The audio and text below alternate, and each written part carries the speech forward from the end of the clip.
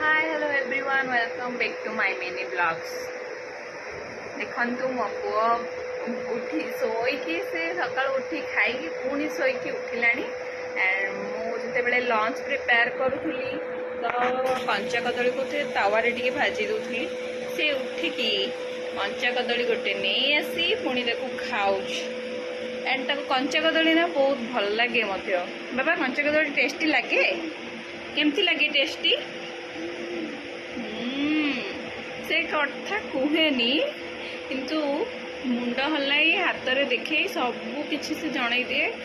कौन भल लगे कौन ना कौन खाइब कौन ना सब कथा कहवा तो बहुत कष्ट हुए तो कथा कह कष्ट हुए बाबा। हाँ ठकटा एक नंबर ठकटा किंतु सुना पिलाटा सब कथा शुणे